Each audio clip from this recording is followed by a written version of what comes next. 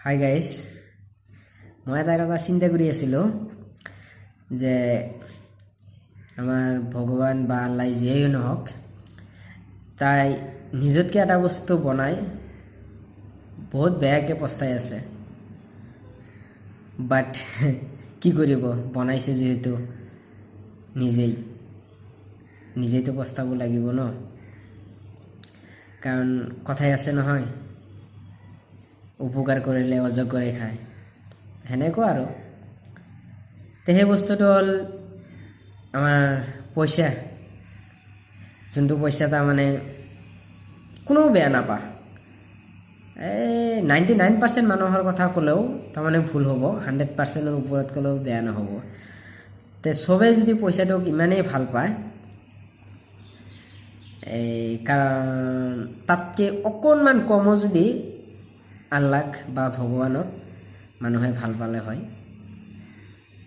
চাগে দুনিয়াই বদলি গ'ল হয়। কিয় জানা? কাৰণ আল্লাহ বা ভগৱানক আমি ইউজ কৰিব নোৱাৰোঁ। পইচাটো লগে লগে ইউজ কৰিব পাৰোঁ, তাৰ কাৰণে এইটোৰ মৰমটো বহুত বেছি।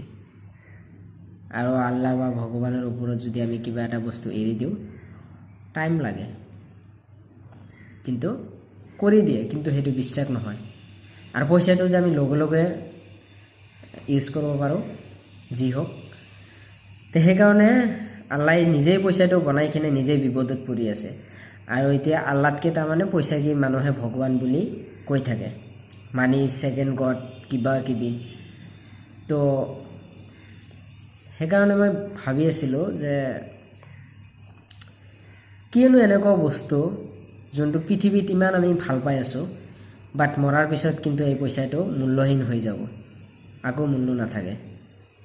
তেতিয়াই কিন্তু আমাৰ আল্লাহ বা ভগৱানকে আমাৰ ইয়াদ কৰিব লাগিব। তো তেতিয়া আমি কি কৰিম? পইচাটো লগত লৈ নাযাওঁ, যিমান পইচা থাকিলেও। তো সেইকাৰণে সময় থাকোঁতে যিকোনো বস্তু কৰি ল'ব লাগে।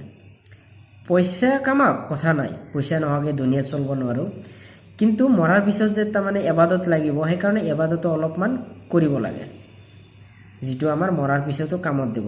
যেনেকুৱা পইচাটো জীয়াই থকাৰ কাৰণে আৰু এবাদতটো মৰাৰ কাৰণে। তো সেইকাৰণে দুটা বস্তুই পৃথিৱীত জীয়াই থাকোঁতে কৰি লোৱা, নহ'লে বহুত বেয়াকৈ পস্তাবা।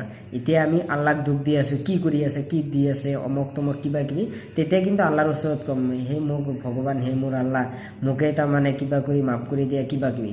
কিন্তু এতিয়া কিন্তু আল্লাহ কি আৰু, হোৱাট ইজ আল্লাহ?